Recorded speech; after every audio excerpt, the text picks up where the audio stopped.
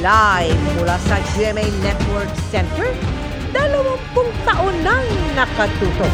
24 oras. Magandang gabi po, Luzon, Visayas at Mindanao. Nagbitiw si Vice President Sara Duterte bilang Education Secretary at Vice Chairperson ng NTF-ELCAC. Ibig sabihin, hindi na siya miyembro ng gabinete simula July 19, kung kailan magiging epektibo ang inihain niyang irrevocable resignation.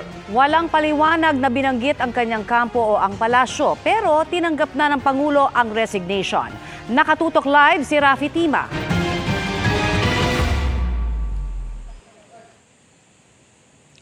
Nagsimula ang lahat, Mel, Emil at Connie, nang mag-post ang Presidential Communications Office ng isang post kung saan sinasabi na nagbitiw na si Vice President Sara Duterte bilang kalihim ng DepEd at ng Vice Chairman ng NTF-ELCAC at bilang miyembro nga ng gabinete ni Pangulong Bongbong Marcos.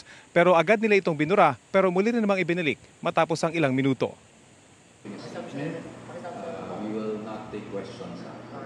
Ikinagulat ng marami dito sa DepEd Central Office ang pagbibitiw ni Vice President Sara Duterte.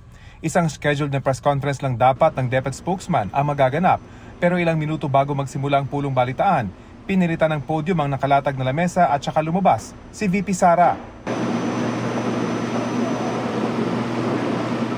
Sa bandang dulo na ng kanyang talumpati nang banggitin ni VP Sara ang pakay ng kanyang biglang pagharap sa media. Earlier today, June 19, 2024, I sought an audience with the President and tendered my resignation as the Secretary of Education effective July 19, 2024. I have given my 30-day notice to ensure the proper and orderly transition for the benefit of the next Secretary. Nakasaad sa kanyang resignation letter, irrevocable ang kanyang resignation bilang kalihim ng DepEd. Kasabay din ito ang kanyang pagbibitiw bilang co-vice chairperson ng NTF-ELCAC. Ang tanong marahil ng marami, hindi nasagot sa kanyang press conference dahil wala siyang binanggit na dahilan kung bakit siya nag-resign. Ang aking pagbibitiw ay hindi lulan ng kahinaan, kundi dala ng tunay na malasakit para sa ating mga guro at kabataang Pilipino. Bagamat hindi ako magpapatuloy na mamamahala sa kagawaran, patuloy pa rin nating itataguyod ang kalidad ng edukasyon na nararapat para sa Pilipino. Una rito, binanggit ni VP Sara Duterte ang nagawa ng kanyang pamamahala sa DepEd sa nakaraang 2 taon. Kabilang dito ang pagpapagandaan niya ng kalagayan ng mga guro, partikular na ang pagpapatupad ng 30-day no mandatory or voluntary tasks break. The acceleration of basic education infrastructure and facilities, the promotion of learners' safety and well-being, and the provision of much-needed support for teacher quality and welfare. Bagamat walang binanggit kung ano ang mangyayari sa 30-day transition period, nagpahiwatig ang pangalawang Pangulo na hindi siya bibitiw sa mga isyu ng kagawaran. Mananatili akong isang ina na nagmamatyag at titindig para sa kapakanan ng bawat guro at bawat mag-aaral sa Pilipinas. Ang biglang anunsyo, ikinagulat ng mga taga-DepEd. Anong reaksyon niyo lang po sa biglang resignation ni VP Sara? Malungkot po. Medyo nagulat po kaming lahat kasi hindi namin na-expect. Hindi niyo alam? Hindi po namin alam. Bigla lang po namin nalaman. Siyempre nagulat po kasi bigla siyang nag-resign. Tapos anniversary pa po ng DepEd bukas. Yun po. So nasa niyo sana, nandito pa siya? Sana po. Sana maging okay yung kung transition niya ng... Ayon sa kampo ng pangalawang Pangulo, batid nilang marami ang nagtatanong kung ano ang dahilan ng pagbibitiw ni VP Sara. Pero hindi raw muna sila magbibigay ng dagdag na pahayag habang nagaganap ang transition na siyang pinakamahalaga raw sa ngayon. Ayon sa Presidential Communication Office, tinanggap na ni Pangulong Bongbong Marcos ang pagbibitiw ni VP Sara. Sa ngayon, hindi pa masabi ng mga taga-DepEd kung ano ang mangyayari sa 30-day transition period, kung dadalo pa ba si VP Sara sa mga aktibidad at mga pulong dito sa Department of Education. Yan pa rin ang latest mula dito sa DepEd Central Office sa Pasig. Connie? Maraming salamat, Rafi Tima. Bago ang pagbibitiw sa gabinete ngayong araw, naging masalimuot na ang ugnayan ni Vice President Sara Duterte sa dati niyang partido, maging kay First Lady Liza Araneta Marcos. Binatikos din ng ilan niyang kaanak ang Pangulo. Nakatutok live si Ivan Mayrina. Ivan? Yes, Mel, hindi nagbigay ng dahilan si VP Sara sa kanyang pagbibitiw sa gabinete ng Administrasyong Marcos, pero may ilang mga pangyayari sa mga nakalipas na buwan na nakitaan ng lamat ang relasyon ng Pangulo at ng Bise. Sa larawang ito, unang umugong ang posibilidad ng pagtatambal ng nooy Mayor Sara Duterte at dating Senador Bongbong Marcos para sa eleksyon 2022. Dinaraw noon ni Marcos si Inday Sara para batiin ito sa kanyang kaarawan noong 2021. Halos isang taon makalipas niya. Ang nabuong tambalan ng tinaguriang Unity Team nanalo noong eleksyon 2022. Si VP Sara Duterte tinanggap ang kanyang appointment bilang Education Secretary kahit nauna niyang sinabi na ang defense portfolio ang kanyang nais. Halos isang taon pa lang ang Administrasyong Marcos noong May 2023. Nagbitiw si VP Sara bilang miyembro ng Partidong Lakas CMD kung saan siya noon ang chairperson. Ito'y pagkatapos ang pagkakademote ng kanyang malapit na kaalyado na si Representative at dating Pangulong Gloria Macapagal Arroyo mula sa pagiging Senior Deputy Speaker sa pagiging Deputy Speaker na lamang. Kasunod yan ang ugong na niluluto umano ni Arroyo na patalsikin bilang House Speaker ang pinsan ni Marcos na si Representative Martin Romualdez, bagay na itinanggi ni Arroyo. Pagkatapos yan, umugo ang issue tungkol sa tinawag na VP Sara na tambaloslos, katagang Bisaya para batikusin ang karakter ng isang tao. Tambaloslos ka. Hindi pinangalanan ni VP Sara kung sino ito. Pero nang hindi banggitin ni VP Sara sa isang talumpati ang middle name ni Pangulong Marcos sa Romualdez, naging usap-usapan kung ang House Speaker pa ang tinutukoy nito. Pagsapit ng Setyembre noong nakaraang taon, naungkat na sa Kongreso ang budget ng Office of the Vice President. Partikular ang paggamit ito ng 125 million pesos sa confidential funds sa loob ng 11 araw kahit na wala namang alokasyon para rito ang OVP. Ang hinihingi namang 500 million pesos sa panibagong confidential funds ng OVP kasama sa mga tinanggihang ibigay ng Kamara. Kung sino man ang kumukontra sa confidential funds ay kumukontra sa kapayapaan, kalaban ng bayan. Pagsapit ng Enero ngayong taon, naging kontrobersyal ang mga naging pahayag ng ama ni VP Sara na si dating Pangulong Duterte laban kay Pangulong Marcos. Si Bongbong Marcos bangag noon, ngayong presidente na bangag natin ang presidente. Ang aligasyong yan, tinawanan lang noon ni Pangulong Marcos. I think it's the fentanyl. Nagpasalamat naman si VP Sara sa tiwala ni Pangulong Marcos at nagsabing hindi naman daw siya sumasang-ayon sa lahat ng pagkakataon sa kanyang pamilya. May respeto ako sa mga pananaw at opinyon ni dating Pangulong Rodrigo Duterte, pati na ng aking mga kapatid. Ngunit katulad ng posisyon ko sa maraming mga issue, hindi kailangan na sumasang-ayon ako sa lahat ng mga ito. Pero ang pangyayaring ito, hindi nagustuhan ni First Lady Liza Marcos. Budget is I was always kind to her. For me, nasaktan ako because my husband will do everything to protect you. You ran together, di ba? Sama-sama tayo, babangon muli. Pupunta ka sa rally, tatawagan yung presidente mong bangag. Di ba, you're going to laugh? Tama ba yan? Even Lenny never did that. Sabi pa noon ng First Lady, sadya niyang hindi pinansin si VP Sara sa tarmac nung paalis sila ni Pangulong Marcos patungong Vietnam dahil masama ang kanyang loob dito. Bilang tao, karapatan ni unang ginang Liza Marcos na makaramdam ng sama ng loob at galit.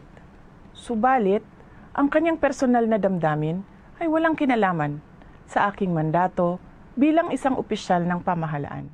Kamakailan lang, tinanong si VP Sara kung buo pa ang unit team. Ang kanyang tugon, ang unit team was the tandem during the 2022 elections and then tandem of Bongbong Sara during the 2022 elections. And then human ang elections, nidaog nami. Para sa GMA Integrated News, Ivan Mayrina, nakatutok, 24 oras.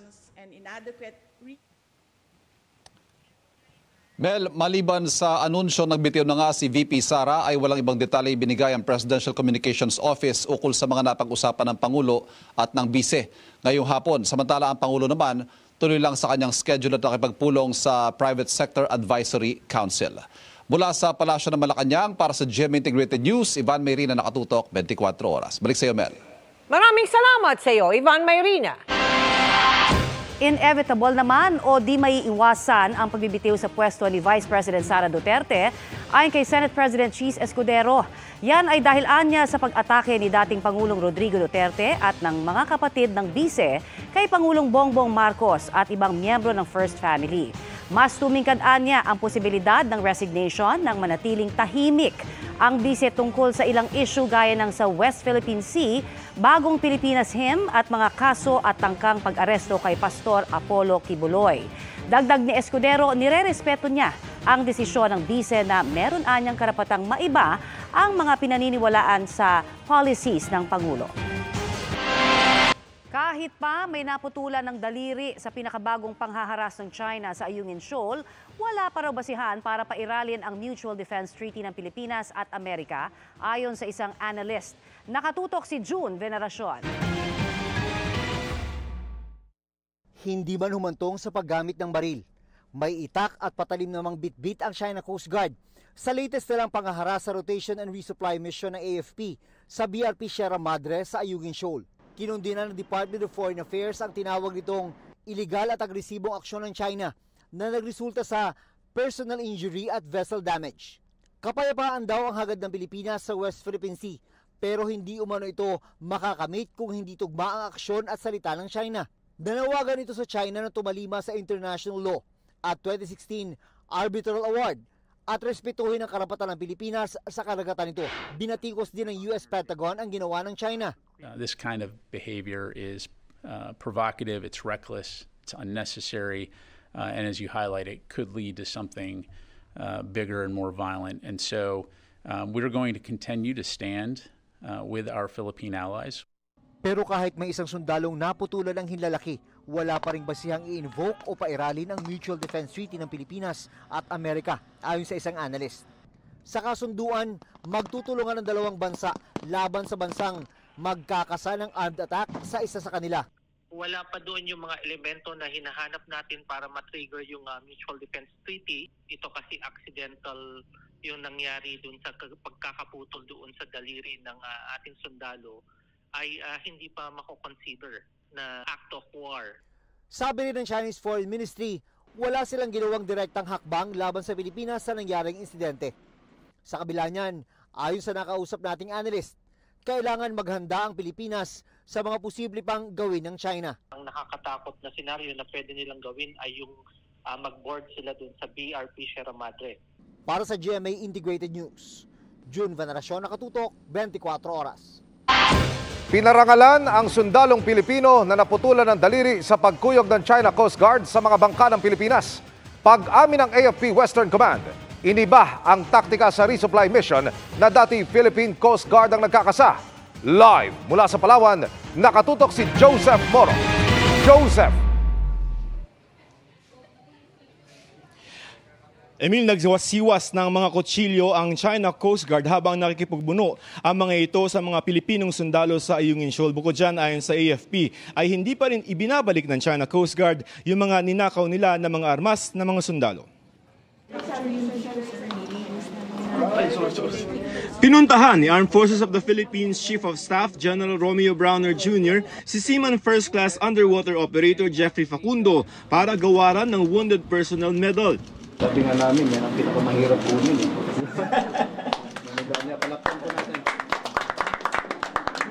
Si Seaman First Class Jeffrey ay miyembro ng Naval Special Operations Group na naputulan ng hinlalaki ng kuyugi ng China Coast Guard ang sinasakyan niyang Rigid Hull Inflatable Boat o RIB.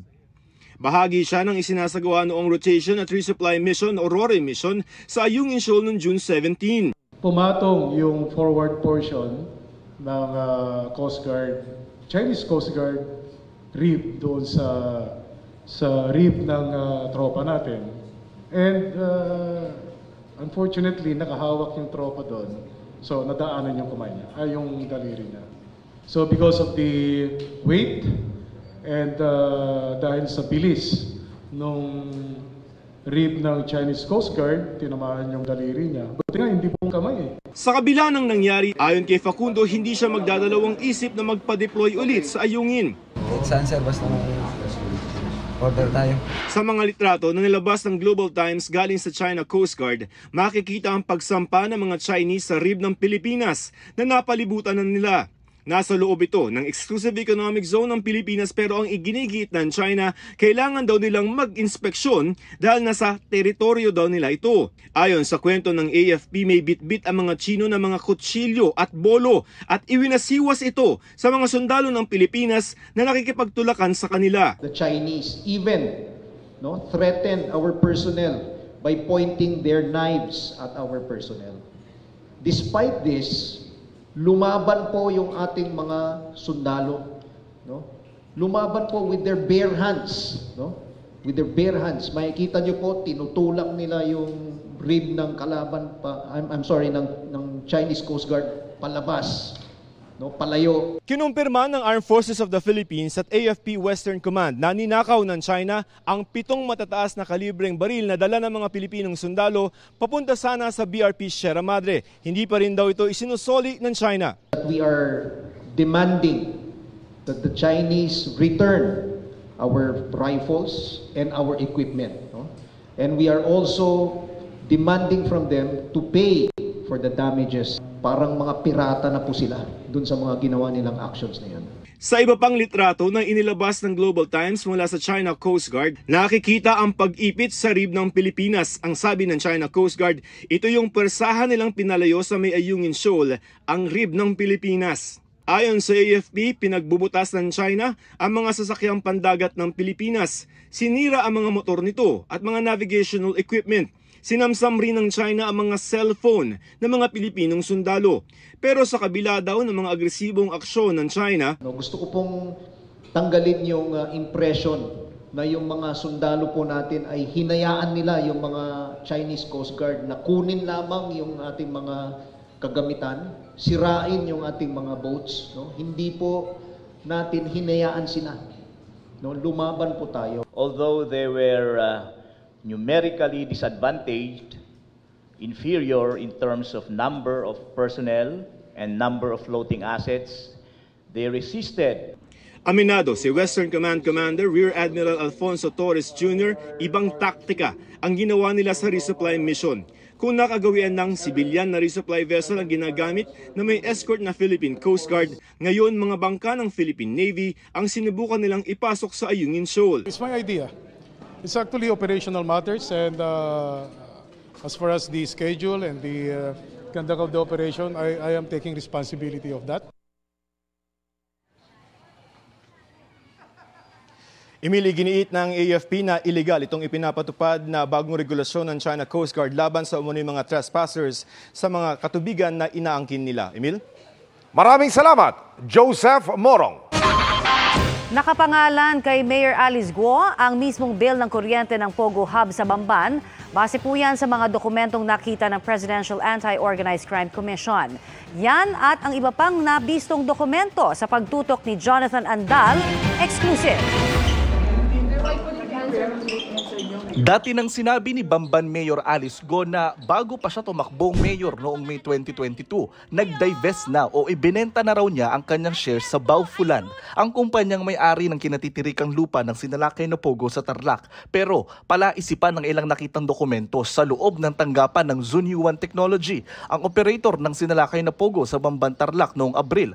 Nakita kasi ng PAOK o Presidential Anti-Organized Crime Commission ang mga bill na ito sa kuryente mula July hanggang November 2023 na nakapangalan kay Mayor Alice Guo. May statement of account din itong Pebrero na nakapangalan pa rin kay Mayor Guo. May nakita ring proposal ng pasweldo para sa housekeeping staff mula sa isang manpower agency na may petsang June 20, 2022 na naka-address kay Guo at sa Baofulan and Development Inc. So taliwas ito dun sa sinabi niya na nag-divest na siya even before pa siyang manalo na mayor ng Banban. Kasi once na ikaw ang nagbabayad, siyempre, involved ka sa finances, sa management ng pera ng kumpanya. Yes, of course, malaking ebidensya ito sa isasampa naming kaso. Sinubukan namin kumpirmahin ang mga electric bills sa Terelco 2 at ang quotation ng pasweldo sa Arison Trading and Manpower Services pero hindi pa sila nagbibigay ng sagot. Sinubukan din namin kunan ng pahayag ang mga abogado ni Mayor Go pero hindi pa raw nila nakikita ang mga tinutukoy na dokumento. Bukod kay Go, nakita rin ng PAOK ang pangalan ni Dennis Cunanan na naunang na-convict kaugnay ng pork barrel scam bilang itinalagang authorized representative ng parehong sinalakay na pogo sa Bamban Tarlac at illegal na pogo sa Porac, Pampanga. Ako, yun ang lumalabas sa amin. Parang isa lang ang may-ari itong dalawang pogo hub na to. And also, we're looking at baka meron pa rin siyang ibang illegal pogo hubs na nire-represent. So, part ito na investigation na ginagawa namin. Ang DILG naman naglabas ng memorandum ngayong araw na nagpapaalala sa mga LGU na may kapangyarihan silang mag-inspeksyon sa mga negosyo sa kanilang lugar. Yan ay matapos sabihin ng mayor ng Porac na sinubukan nilang inspeksyonin nitong Mayo ang illegal na pogo na Lucky South 99 pero hindi raw sila pinapasok kaya umalis na lang sila. Pagpalagay natin hindi ka pinapasok, o pwede mo nang i-report yan sa police for them to check on it para i-case build up. So I'm reminding all LGUs about these powers na kung maaari, tignan nila even to the barangay level. No? Kung kinakailangan nga, isa-isahin mo na yan eh. At ako rin sumulat dito kay Chief PNP na i-assist ang mga LGU hingil dito. Sabi ng DILG, base sa datos ng PAGCOR, 43 na lang ang mga lisensyadong pogo sa bansa. Lahat nasa Metro Manila, pwera sa isa na nasa Kawit, Cavite. Para sa GMA Integrated News, Jonathan Andal, nakatutok, 24 oras. Kinausap ng DMW at OWA ang pamilya ng nawawalang Pinoy na tripulante ng barkong kinubkob ng grupong Houthi. Pero ang tiyak na lagay ng ating kababayan, patuloy pang inaalam. Nakatutok si Sandra Aguinaldo. Isang araw matapos sabihin ng Amerika na pumanaw ang isang Pilipinong crew member ng barkong MV Tutor, nagpunta sa OWA o Overseas Workers Welfare Administration ang pamilya ng Pinoy engineer ng MV Tutor. Siya ang naunang napaulat na nawawala sa missile attack ng Houthi rebels sa barko noong June 12. Nakaharap ng pamilya sina Migrant Workers Secretary Hans Kakdak, OWA Administrator Arnel Ignacio, at kinatawan ng Seagate Navigation Corporation, ang manning agency ng engineer. Tiniyak nito na 100% ang pag-alalay nila sa pamilya. Wala munang topic anything about how what kind of entitlements ang mga families. Yes, nandun po kami magpo-focus sa pag-retrieve muna.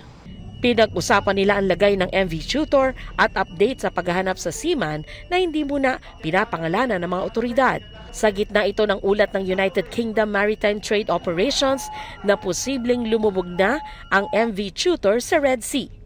Well, we're still confirming kung ano yung status ng barko, no? As it stands, we are still searching for our missing seafarer. And until he is found, then hindi natin ma-confirm yung exact status niya. So missing pa rin talaga? He's missing. He is missing still. Sabi ng OWA, naghihintay pa sila ng beripikadong impormasyon sa lagay ng seaman na sinasabing naiwan sa engine room na mabilis na pinasok ng tubig matapos ang pagsabog. Kung ano man ang maging balita, katabi nila ang kanilang pamahalaan. Kumbaga naka-ready tayong lahat for any development. Tumangging magbigay ng pahayag ang kapatid at dalawang anak ng engineer na nagpunta sa OWA.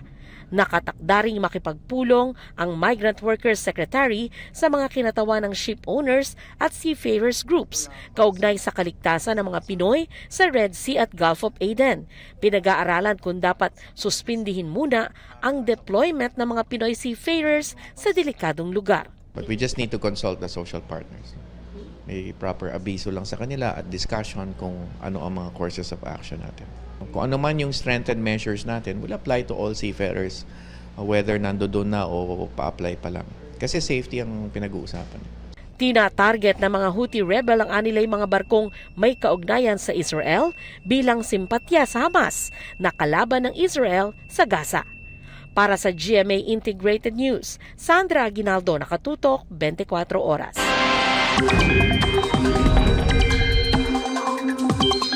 Mga kapuso, kumpara kahapon, mas nadagdagan pa ang mga lugar na apektado ng habagat.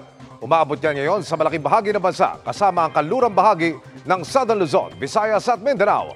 Base sa datos ng Metro Weather, may mga pag-ulan na bago magtanghali bukas sa Palawan, Bicol Region at malaking bahagi ng Visayas at Mindanao. Halos buong bansa na ang uulanin pagdating ng hapon.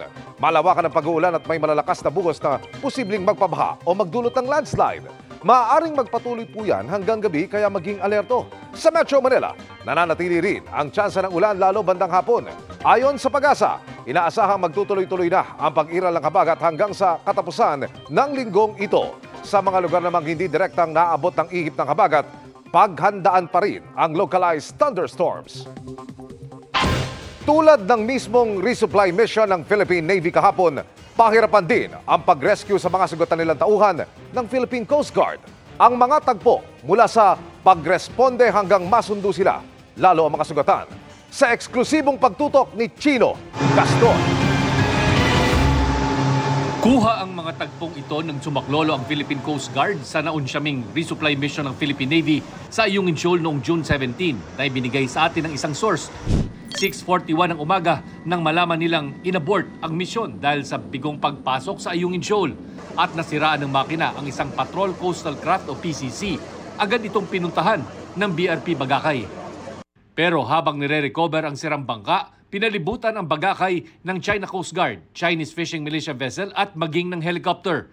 Dakong alas 8 ng umaga naman nang magtapat sa Bully Reef ang BRP Cabra ng Pilipinas at 3 Hubei-class missile boats ng Chinese Navy. Ayon sa PCG, nagsasagawa rin daw ito ng dangerous maneuvers laban sa kanilang barko. Sa mga oras na ito, nakatanggap naman ng radio message ang BRP Bagakay na sira ang 2 rigid hull inflatable boat na nagtangkang makapasok sa Ayungin Shoal. Butas-butas ito na tila pinagsasaksak ng datna ng PCG at hindi pa malinaw kung paano sila nakabalik sa Raja Sulaiman Reef. Wasak din ang mga bintana, ang navigation equipment, pati makina ng mga ito. Mag-aalas 10 ng umaga naman nang magradyo ang China Coast Guard sa BRP Cabra para ipaalam na may mga nasugatang Pilipino na dinala sa BRP Sierra Madre. Ayon sa radio message ng China Coast Guard, papayagan daw ang PCG na kunin ang mga sugatang sundalo pero hanggang 8 lang ang sakay ng rubber boat na susundo at walang construction material na dadalhin. Nang magbaba ng rubber boat ang BRP Cabra para magpunta sa BRP Sierra Madre, binuntutan sila ng mga speedboat ng China Coast Guard at ng Hubei-class missile boat. Alas 9 ng gabi, nakabalik ang rubber boat ng PCG, karga ang mga sugatang sundalo na nilapatan ng lunas sa loob ng BRP Cabra. Para sa GMA Integrated News, Chino Gaston nakatutok, 24 oras. Extra special ang unang acting project together ni Michael Sager at Cassie Legaspi sa episode ng Regal Studio Presents sa Linggo. Ang director kasi mismong daddy ni Cassie na si Zoren Legaspi. Makichika kay Aubrey Carampel. Si Miss Fish Seller meets... Espesyal ang aabangang episode ng Regal Studio Presents this Sunday na Fishing for Love, na pagbibidahan ng Sparkle Stars na sina Michael Sager at Cassie Legaspi. Ang magdidirect kasi, mismong ang daddy ni Cassie na si Zoren Legaspi. Pero sa set, wala raw munang father-daughter relationship. Medyo weird po yung dynamics but siguro medyo nasanay ako kasi dati po nung nagte-tennis ako, every time nasa tennis court kami, bawal yung tatay, bawal. Pagdating sa court, dapat coach question. So dito bawal, pa, bawal. Direct, may question po ako direct. Si Michael, kinabahan din ba? Ay, yun na po. Pagsabi ni director, actors in. Siya yung unang sa set, as in, actors in. Doon na siya, ako naman yung, sandali, wala pa yung sapatos ko. Oh my gosh, bilis naman. Nanibago siya in a sense na, not because ako father ni Cassie, because of the way I attack things, yung mga eksena, doon siya nanibago. Kasi nung nagre-rehearse kami, medyo stiff siya. So sabi ko, loosen up. Pero aside from that, he's okay. Kaya kung mapapanood nila dito, talagang matutuwa sila sa dalawa. Promise yan. Unang nagsama sina Cassie at Michael as co-host sa Tahanang Pinakamasaya at naging partners pa sa Dancing Duo segment. Kaya naging close daw talaga sila sa isa't isa. Pero dahil first time nilang magsasama sa isang acting project, nag-usap nga po kami, sabi ko, parang kinakabahan ako ng slide. Ako Kahit din, alam mo yung close na kami, loose na kami. Pagdating sa linyahan, sabi ko, we kept a boundary naman na work is work. First time nila magiging partner. So, hindi ganun kadali yun. Although nag-uusap kayo in real life, it doesn't mean magkiklik kayo on cam. So, ano yan, it's a tango. Magtatango sila na dapat in a proper tune para balance sila pareho. Challenge din daw para kina Michael at Cassie na ipakita naman ang kanilang chemistry pagdating sa romantic comedy. You'll see a more lighter, mas kilig side of us. Wow, kilig side of us! Mali mo, yeah, you never know. And I think I could say for Michael, siguro mas yung pa-cute side niya. Wow. Kasi medyo naging serious actor ka na. Wow. I mean, sa Shining Inheritance, super heavy drama. Talagang gusto ko siya makatrabaho, sinabi ko sa kanya kasi talented talaga si Cassie. Before naman po, napapunod ka na po shows niya. So, to be working with her in this Regal Studio Presents, it's just a blessing. Aubrey Carampel, updated showbiz happenings. And that's my chika this Wednesday night. Ako po si Iya Arellano. Miss Mel. Salamat, Iya. Kung noon, nangunguna lang sila sa cheering mula sa sidelines sa tuwing halftime ng iba't ibang NCAA sports. Kanina, sila naman ang tinilian ng mga supporters. Ang cheer dance competition ng NCAA, tinutukan live ni JP Soriano. JP? Mel, mga kapuso, in full spirit at enjoy at napakasaya po ng Arellano University community matapos nga magkampiyon ang mga nasa likod ko ang AU Chiefs sa NCAA Season 99 cheerleading competition. Panoorin niyo po itong report na to. Pasik laban sa malabuwis buhay na routines ang 10-member schools para sa NCAA Season 99 cheerleading competition dito sa PhilOil Eco Oil Center, San Juan City. Unang sumabak sa floor ang Mapua Chirping Cardinals. Iba't ibang level of difficulty sa mga cheer stunts naman ang ipinakita ng defending champion na AU Chief Squad ng Arellano University. Pasabog din ang energy sa mga jumps at routines ng LPU Pirates Pep Squad. Red and gold naman ang theme ng electrifying performance sa floor ng mga student cheerleaders ng Golden Stags Cheerleading Squad. All-out din ang performance ng third place noong Season 98 NCAA Cheerleading Competition na Letran Cheering Squad. Abot langit din ang energy ng mga student cheerleaders mula sa Altas Perp Squad na nagbigay ng malinis pero exciting na performance. Pulang-pula pero gigil sa exciting routines ang San Beda Red Corps. Performance level naman ang mga high toss at tumblings ng host school ng Season 99 na JRU Pep Squad.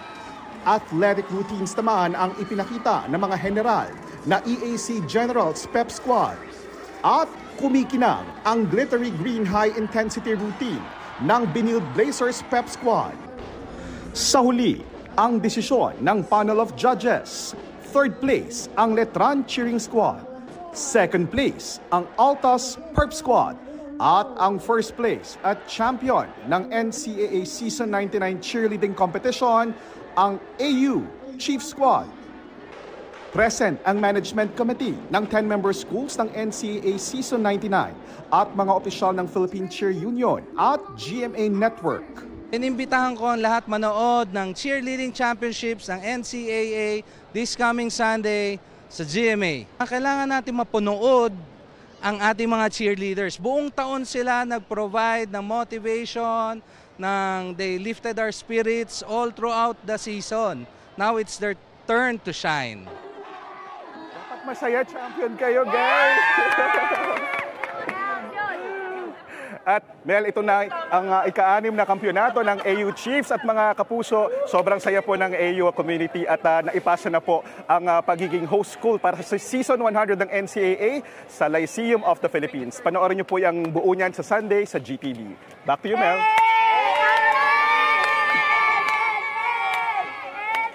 Maraming salamat sa iyo, JP Soriano. At yan ang mga balita ngayong Miyerkules. Ako po si Mel Tiangco. Ako naman si Connie Season para sa mas malaking misyon. Para sa mas malawak na paglilingkod sa bayan. Ako po si Emil Sumangil. Mula sa GMA Integrated News, ang News Authority ng Pilipino. Nakatuto kami 24 oras.